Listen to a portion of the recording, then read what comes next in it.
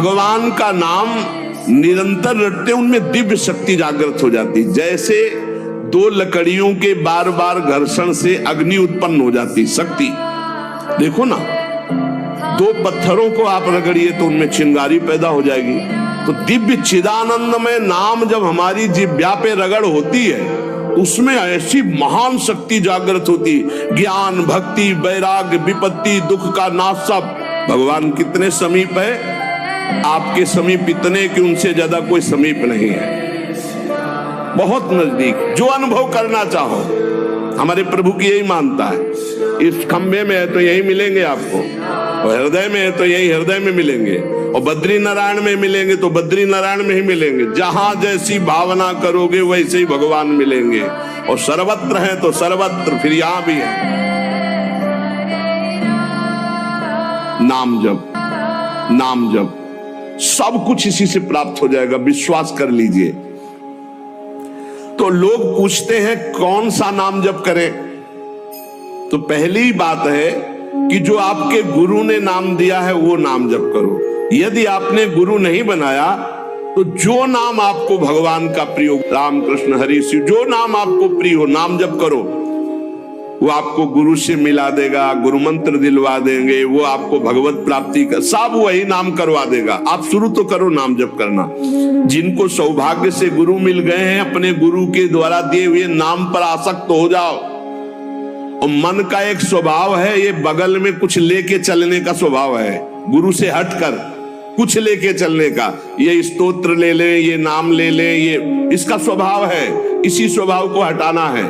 गुरु ने कहा राम तो राम, गुरु ने कहा राधा तो राधा जीवन, उसी से आप देख लेना सब कुछ प्राप्त हो जाएगा। नाम की बड़ी महिमा है।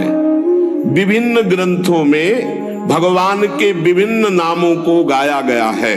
जो तुम्हें नाम प्रिय लगे, और भगवान के अनंत नाम हैं। सभी भगवान के नाम समान बलशाली हैं, पर विशेषता होती गुरु प्रदत्त नाम में। जैसे गोस्वामी जी को राम नाम सर्वोपरि, चैतन्य महाप्रभु कृष्ण नाम सर्वोपरि, हरिवंश महाप्रभु राधा नाम सर्वोपरि, कोई हर्ज नहीं।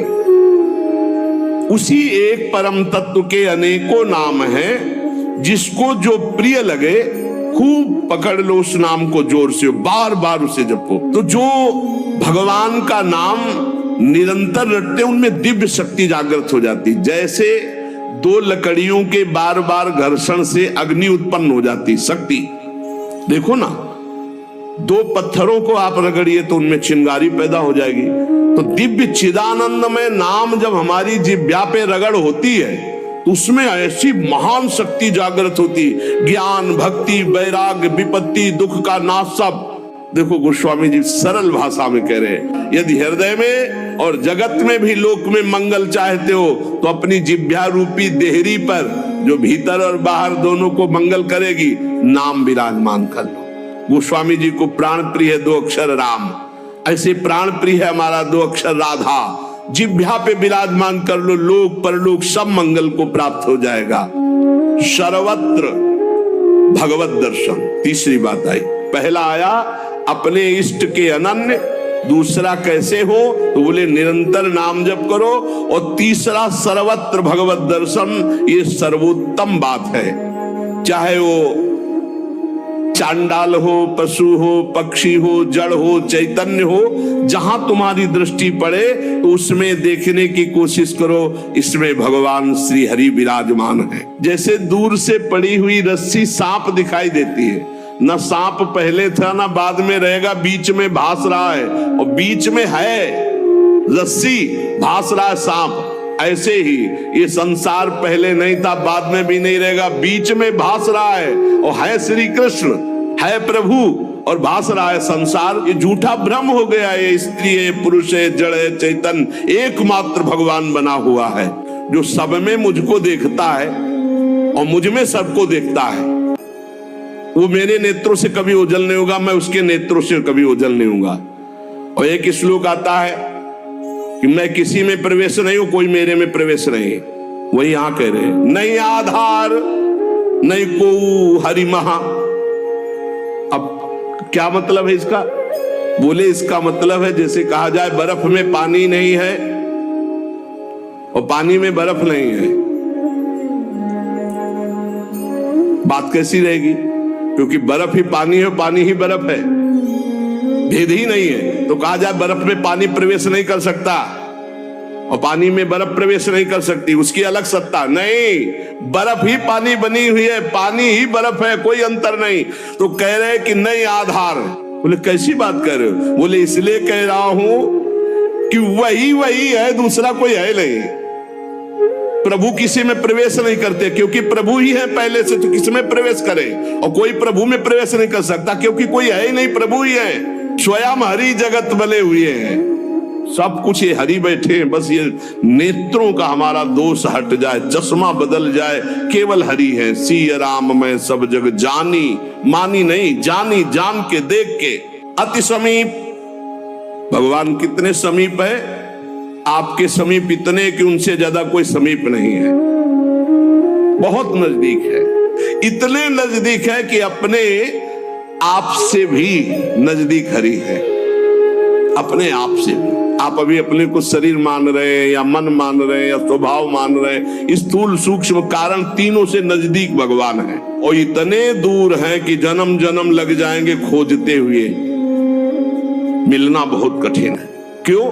क्योंकि बाहर खोजने से नहीं मिलेंगे, अंदर डूबने से मिलते हैं। अंदर जो लौट कर डूब गया वो पा गया हीरा, और जो बाहर चाबी घर में खो गए हैं और बाहर जंगल में पूरा जीवन ढूंढो, मिलेंगे क्या? घर में लौटो, अंतर में आओ, बहिर्मुख बात छोड़ो, अंतर्मुख हो करके एक चरणदास चित्त मनंतई से अकेले अंदर घुसो। कुछ लेके नहीं जाओगे, प्रेम गलियत साकरी जितने संबंध सब ये बोझा है, नहीं ले जाओगे अंदर। अंतर्मुख अकेले होकर असंगो हम, और फिर ढूंढो तो मिल जाएगा, वही मिल जाएगा। और जब वो मिलेगा तो ढूंढने वाला नहीं रहेगा, केवल वही वो है जो अनुभव करना चाहो। हमारे प्रभु की यही मानता है, इस खंबे में है तो यही मिलेंगे आपको, और हृदय में है तो यही हृदय में मिलेंगे, और बद्री नारायण में मिलेंगे तो बद्री नारायण में ही मिलेंगे। जहां जैसी भावना करोगे वैसे ही भगवान मिलेंगे। और सर्वत्र है तो सर्वत्र फिर यहां भी है। कैसे भगवान समाये हुए हैं? जैसे दूध में घी। अब दूध में पूड़ी बनाओ, नहीं बन पाएगी। अब प्रक्रिया है, दूध को दही जमाओ, दही का मंथन करो, मक्खन निकालो, मक्खन को सिराओ, घी आ गया। ऐसे ही गुरु प्रदत्त साधना के बिना ये दृष्टि नहीं प्राप्त हो सकती। सर्वत्र श्री भगवान है। भगवान कैसे समाये हुए? पय घृत, दूध में घी के समान। जैसे अग्नि और लकड़ी, लकड़ी में कहीं अग्नि है लेकिन घर्षण करो, अरण्य मंथन उसी को तो कहते हैं। लकड़ी के घर्षण से अग्नि पैदा हो जाती। जैसे एक छोटे से बीज में पूरा वृक्ष है, उसकी डाल भी है, उसका पत्ता भी है, उसका फल भी है, लेकिन उसको जब आप भूमि पर प्रक्रिया से गाड़े, बीज अंकुरित हो, तब आपको यह अनुभव में आएगा। आनंद समुद्र भगवान ही सब रूपों में व्याप्त है। एक बार ये दृष्टि आ जाए कि सर्वत्र भगवान है, वो भव समुद्र से पार हो गया। पर इस दृष्टि में बड़ा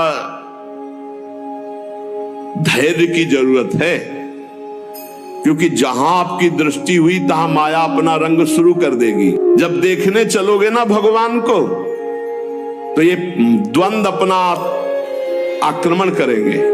कभी सुख फंसा लेगा, कभी दुख, कभी लाभ, कभी हानि, कभी मृत्यु का भयावा, कभी मान, कभी अपमान। जो इन सब में भगवान को देखता है वही निकल पाएगा। बड़ा कठिन है जब कोई अपमान करे उसमें भगवान देखे। बड़ा कठिन है जब कोई मारने आवे, कोई कहे आओ भगवान मार दे आके। ऐसा बड़ा कठिन है। कोई हमें गाली दे, हानि करे, तिरस्कार करे, हम उसमें भगवान देखें, लेकिन है भगवान। बहुत कठिन है। भगवान एक ऐसी स्थिति दे तभी होता है, नहीं तो ऐसे। अब नामदेव जी ने जब कुत्ते में भगवान को देख लिया, भूत में भगवान को देख लिया, तो एक भगवान से सख्य भाव से बात करने लगे। एक दिन कहा, विठ्ठल भगवान, पांडुरंगा, आपकी कृपा से अब मैं सब में आपको पहचान लेता हूं। भगवान ने कहा सही। बोले आप किसी भी रूप में छुपो, अब हम आपको पहचान लेंगे।